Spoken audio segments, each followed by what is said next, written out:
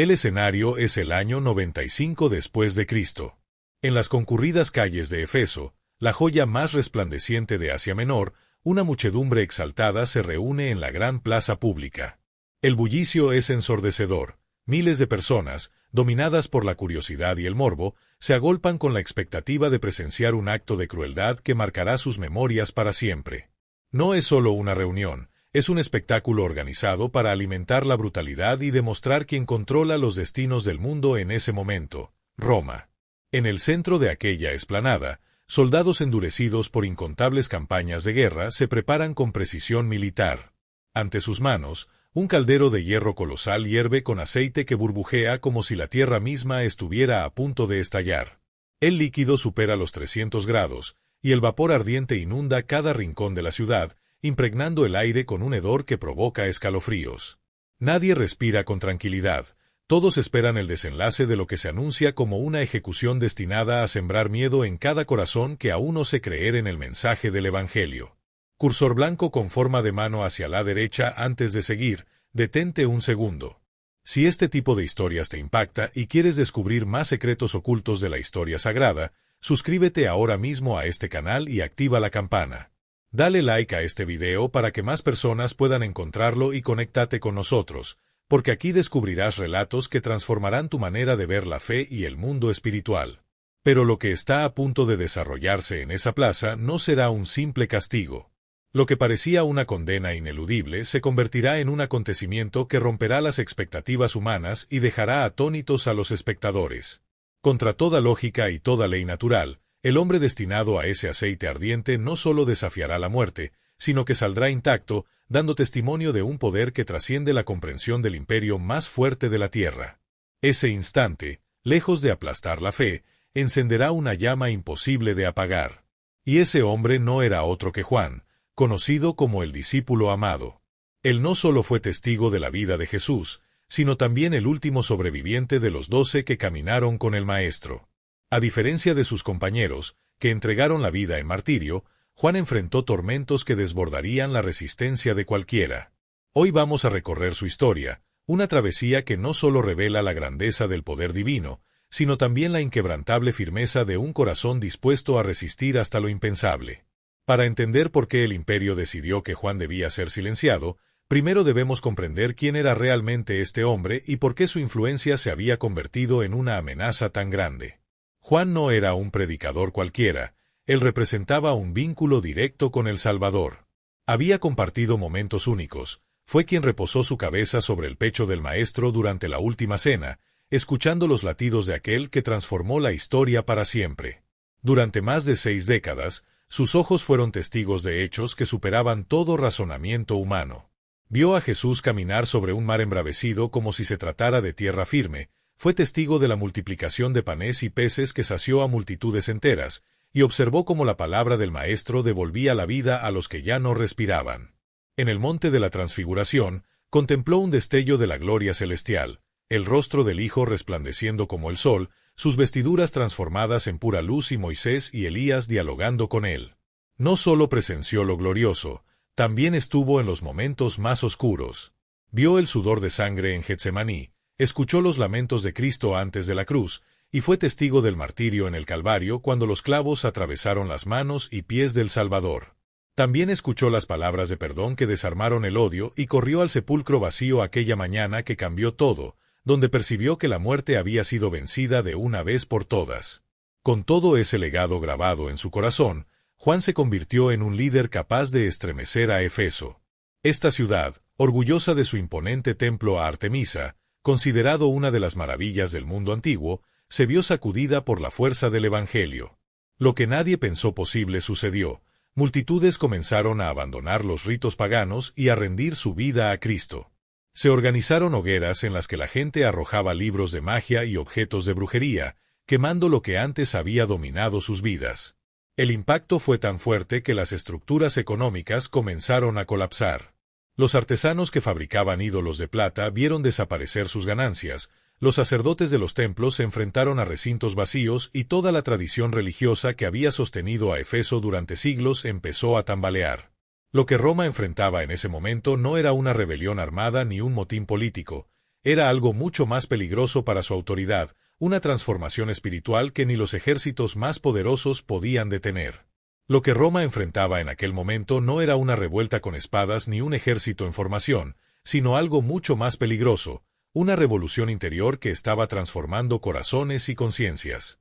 Era un movimiento invisible, imposible de detener con cadenas o muros, y en el centro de esta corriente espiritual se encontraba un anciano de más de 80 años cuya voz tenía un peso que trascendía lo humano. Sus palabras no venían de la política ni de la retórica de los filósofos, sino de una autoridad celestial que conmovía multitudes. El contexto histórico hacía que esta situación fuera todavía más explosiva. En el trono del imperio se encontraba Tito Flavio Domiciano, un gobernante que había llevado la arrogancia a niveles que pocos en la historia habían osado alcanzar. No se conformaba con exigir obediencia a sus decretos, ni con la lealtad militar o económica de sus súbditos, él quería ser reverenciado como un ser divino en vida. Para Domiciano, la política y la religión se fusionaban en una sola exigencia: rendir culto absoluto a su persona. Este emperador ordenó levantar templos magníficos dedicados a su gloria, erigir estatuas gigantes de oro y mármol donde aparecía como un dios, e instaurar ceremonias en las que todos los ciudadanos, sin excepción, debían postrarse ante su imagen. Cada hombre y mujer debía encender incienso y proclamar públicamente: «César es Señor, César es Dios». No hacerlo era considerado un acto de traición al imperio y a la supuesta divinidad del emperador. Para los seguidores de Cristo, aquello representaba la prueba más difícil imaginable, porque sus labios no podían confesar otra verdad más que esta: Jesús es Señor. Esa declaración no era un simple ritual ni una frase religiosa, era la esencia misma de su fe, la convicción que definía quiénes eran y por qué vivían. Cuando las autoridades exigían que proclamaran a César como supremo, estaban pidiéndoles que negaran su identidad más profunda, que abandonaran la verdad que daba sentido a su existencia. En medio de esta presión, Juan se alzó como un símbolo viviente de resistencia. Su negativa firme a participar en aquel culto no era un simple acto de desobediencia civil. Era un desafío directo a un sistema corrupto que buscaba sustituir al verdadero Dios por un hombre mortal. Su postura era una declaración abierta de que el poder de Roma no podía apagar la luz del Evangelio y que ningún emperador terrenal podía ocupar el lugar del Creador. Las autoridades comprendieron que Juan no era un creyente común que se podía silenciar en las sombras. Su influencia se extendía por toda Asia Menor, desde Efeso hasta las 7 comunidades mencionadas en el Apocalipsis: Esmirna, Pérgamo, Tiatira, Sardis, Filadelfia y la Odisea. Dondequiera que su nombre era mencionado, los cristianos se fortalecían en la fe. Era una voz demasiado poderosa como para ser ignorada, y Roma sabía que debía actuar con una contundencia ejemplar. Fue entonces cuando las autoridades planearon convertir su supuesta ejecución en un espectáculo público.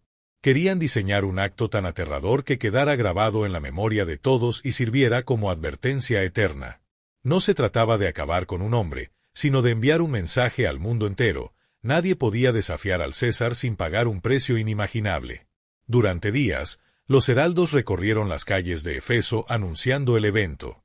Se proclamaba con voces altisonantes que el líder de los cristianos sería ejecutado frente a la multitud, y que el método escogido sería uno de los más espantosos y dolorosos jamás concebidos: sería sumergido vivo en un caldero de aceite en ebullición. No era un invento nuevo, pues los romanos ya lo habían empleado contra los rebeldes más odiados. Sabían que este tipo de tormento era una forma de aterrorizar no solo a la víctima, sino a todos los que presenciaban la escena. Llegado el día señalado, una multitud calculada en más de 10.000 personas se congregó en la plaza principal de Efeso. El ambiente era una mezcla de tensión, curiosidad y fanatismo. Algunos cristianos temblaban, preguntándose si su anciano líder resistiría esa prueba inhumana. Los paganos, en cambio, celebraban anticipadamente lo que creían sería el final de aquel predicador que había alterado su ciudad. Otros acudían simplemente como espectadores, buscando presenciar un espectáculo impactante que correría de boca en boca durante generaciones. Los soldados trajeron el caldero de hierro con una solemnidad casi ritual. Era una pieza colosal, forjada para soportar temperaturas infernales, lo bastante amplia para contener a un hombre adulto. Durante horas, alimentaron el fuego sin descanso, hasta que el aceite burbujeante se convirtió en un mar ardiente que escupía vapores densos. El aire se llenó de un olor insoportable, mezcla de humo, grasa quemada y metal candente. El sonido del líquido hirviendo resonaba como un rugido siniestro, una sinfonía que helaba la sangre de quienes escuchaban. Mientras todo esto sucedía, Juan permanecía en una celda subterránea, apartado de la multitud.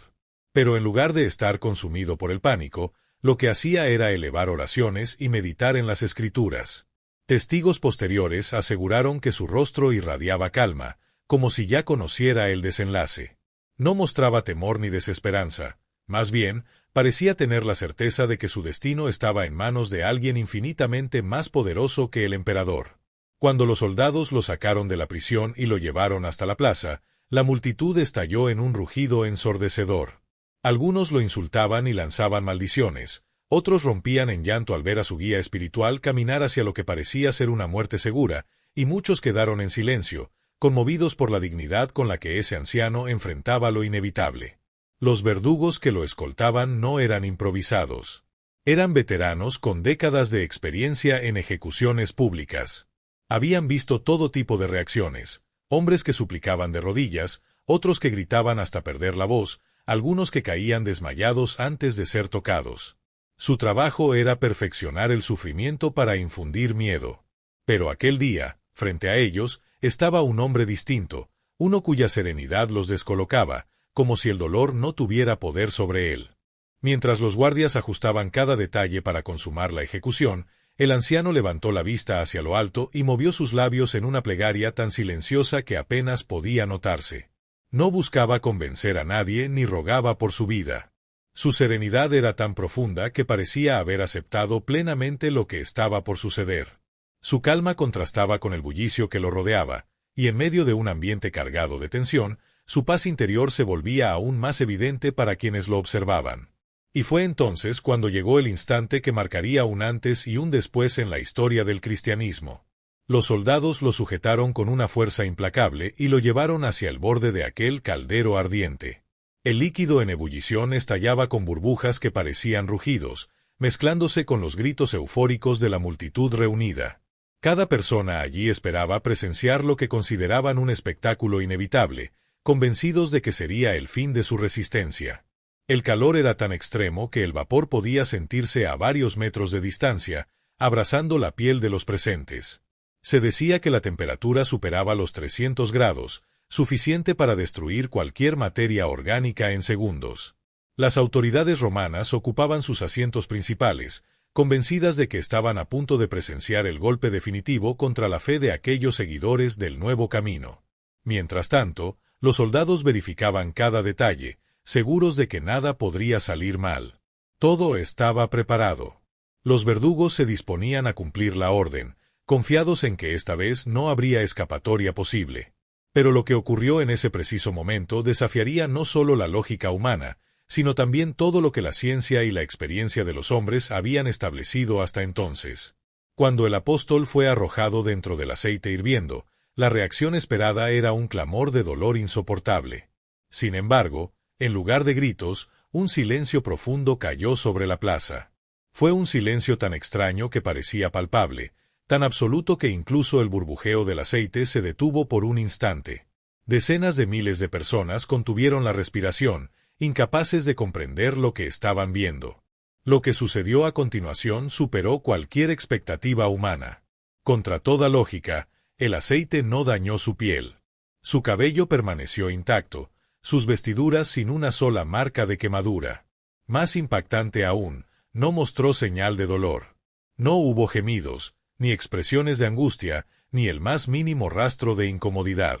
Era como si una barrera invisible lo protegiera, como si aquella sustancia letal se hubiera transformado en agua común para él. Cuando salió del caldero, lo hizo con la misma serenidad con la que había entrado. Su mirada irradiaba una luz que no provenía de este mundo, y su postura transmitía una autoridad espiritual tan imponente que el público quedó paralizado. Era como si el tiempo se hubiese detenido en Efeso. Los soldados, hombres endurecidos por años de presenciar muertes violentas, se miraban entre sí con expresiones de absoluto desconcierto. Los líderes políticos y religiosos que habían esperado presenciar la destrucción de una fe, ahora enfrentaban algo que ningún argumento podía contradecir. Lo que habían visto ponía en duda los cimientos de sus propias creencias y del poder que representaban. Entre la multitud, las reacciones fueron diversas y estremecedoras. Algunos comenzaron a murmurar que se trataba de una intervención de fuerzas superiores. Otros, incapaces de mantenerse en pie, cayeron de rodillas reconociendo lo que consideraban un hecho sobrenatural. Los creyentes presentes no tardaron en levantar sus voces en alabanza, convencidos de que habían sido testigos de un milagro que se sumaba a los relatos más poderosos de las Escrituras. Muchos recordaron de inmediato la historia de 3 jóvenes hebreos lanzados a un horno ardiente bajo la orden de un antiguo monarca, de los cuales se dijo que salieron ilesos, acompañados por una presencia divina en medio del fuego. El paralelismo era tan claro que nadie podía pasarlo por alto. Así como aquellos jóvenes fueron preservados en Babilonia, ahora Juan era protegido en el corazón del Imperio Romano. El mensaje era contundente. El Dios al que servían seguía siendo el mismo, capaz de manifestar su poder en cualquier época y lugar. No era una simple coincidencia, sino un recordatorio de que la fe no podía ser destruida con métodos humanos. Pero lo más perturbador fue la reacción de las autoridades. En vez de reconocer lo que habían presenciado como un signo innegable, sus corazones se endurecieron aún más. Decidieron que este hombre representaba una amenaza aún mayor de lo que habían calculado. Si ni siquiera el fuego podía tocarlo, entonces debían buscar otra manera de silenciar su influencia.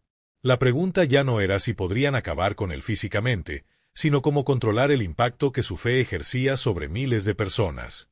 La decisión no tardó en llegar. En una reunión de emergencia del Consejo Imperial, se resolvió enviar a Juan al destierro.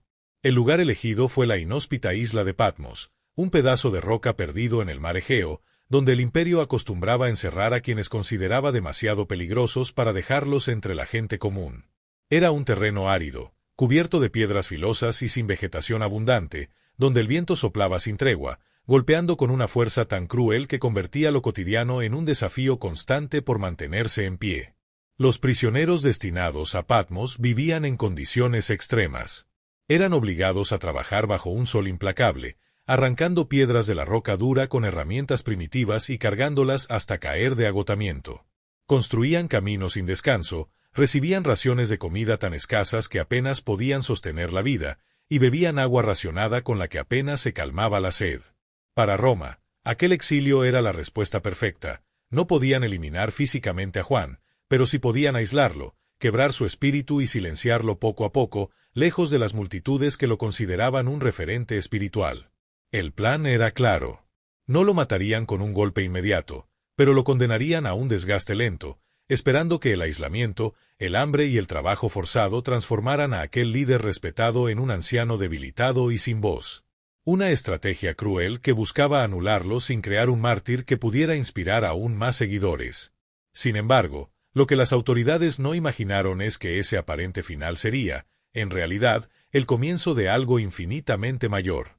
Lo que Roma calculaba como un silenciamiento definitivo, Dios lo convirtió en un escenario preparado para revelar uno de los mensajes más trascendentales de toda la historia del cristianismo. En medio de las piedras afiladas, las noches frías y los días interminables de soledad, Juan no se hundió en la desesperación como esperaban sus enemigos. En lugar de renegar de su destino, se dedicó a la oración constante, a la adoración sincera y a meditar profundamente en las promesas que sostenían su fe. Lo que para cualquier otro hombre habría sido un lugar de ruina, para él se convirtió en un santuario donde los cielos se abrirían de manera sorprendente. Fue allí, en una cueva de la isla, donde comenzó a recibir visiones que cambiarían la historia para siempre. Las Escrituras narran que los cielos se abrieron ante él, y lo que contempló escapaba por completo a la capacidad del lenguaje humano. Juan vio el trono de Dios rodeado de seres angelicales cuya gloria resultaba indescriptible. Presenció como toda la creación elevaba adoración incesante, y contempló al Cordero, aquel que había entregado su vida, pero que ahora vivía y reinaba por los siglos. Durante esas revelaciones extraordinarias, fue testigo de la apertura de los sellos que anticipaban eventos futuros sobre la humanidad. Escuchó el estruendo de trompetas que anunciaban intervenciones celestiales y contempló una lucha cósmica entre las fuerzas de la luz y la oscuridad, comprendiendo con claridad que la victoria ya estaba asegurada en manos de Cristo y su reino eterno.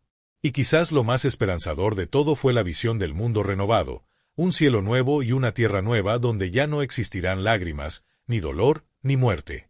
Un lugar donde Dios mismo habitará con su pueblo y donde todo sufrimiento quedará borrado para siempre.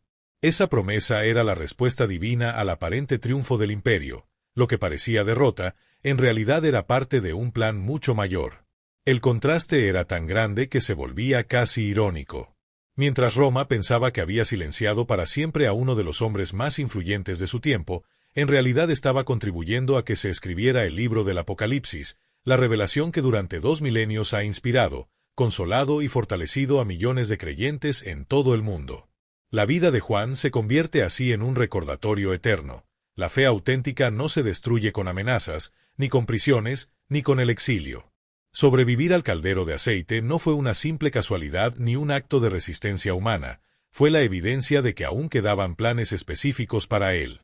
Tenía que redactar un evangelio distinto a los otros, mostrando el amor divino con una claridad única. Tenía que guiar a las comunidades cristianas de Asia Menor en tiempos críticos, fortaleciendo su fe. Y, sobre todo, tenía que convertirse en testimonio viviente de que el poder de Dios no tiene límites. De todos los apóstoles originales, Juan fue el único que no murió de forma violenta, y esa singularidad es un sello poderoso. Su misión no era terminar como mártir, sino transmitir un mensaje eterno que continuaría atravesando generaciones hasta el final de los tiempos. Pedro terminó crucificado en Roma, cabeza abajo por decisión propia, bajo la orden de Nerón. Santiago el Mayor fue ejecutado por decapitación a manos de Herodes Agripa. Tomás encontró la muerte en la India, atravesado por lanzas. Bartolomé sufrió un destino aún más cruel en Armenia, y Mateo cayó asesinado en Etiopía mientras servía en un acto de adoración. Todos los apóstoles sellaron su fe con sangre, excepto uno, Juan. Él vivió hasta una edad sorprendente para su tiempo, alcanzando posiblemente el siglo de vida, rodeado de discípulos que lo honraban como un verdadero padre espiritual. Esa longevidad extraordinaria no puede interpretarse como una simple casualidad biológica. En una época en la que la mayoría de los hombres difícilmente superaban los 40 o 50 años, que Juan haya vivido más de 9 décadas es un indicio claro de la intervención divina. Su vida fue preservada porque aún había un propósito único e irrepetible que solo él podía cumplir. Durante más de 7 décadas después de la crucifixión de Cristo, su voz siguió resonando con fuerza, transmitiendo enseñanzas y revelaciones que marcarían el rumbo de la fe para siempre. Gracias a su prolongada existencia, el mundo recibió escritos que de otra forma se habrían perdido en el silencio de la historia. Su testimonio se convirtió en un tesoro invaluable para generaciones posteriores, porque no solo transmitió profecías profundas, sino también la certeza de que la fidelidad a Dios trasciende cualquier circunstancia. Y aquí surge el desafío para nosotros, en pleno siglo XXI, en un tiempo en que enfrentamos nuestras propias batallas, crisis económicas, enfermedades, rupturas familiares, dudas personales, cargas emocionales. El ejemplo de Juan nos recuerda que la fe auténtica no depende de lo que nos rodea. La confianza verdadera no se construye sobre emociones cambiantes ni en la aparente lógica de la vida diaria. Se edifica en la certeza inmutable de un Dios que jamás falla, que no abandona y que permanece el mismo ayer, hoy y siempre. Muchos de nosotros sentimos que vivimos atrapados en pruebas que parecen insuperables, luchas que desgastan la mente, el cuerpo y el espíritu. Quizás te ves enfrentando tu propio caldero de aceite hirviendo, una situación que amenaza con destruir tu esperanza o arrancarte la paz. Pero la historia de Juan resuena con un mensaje eterno.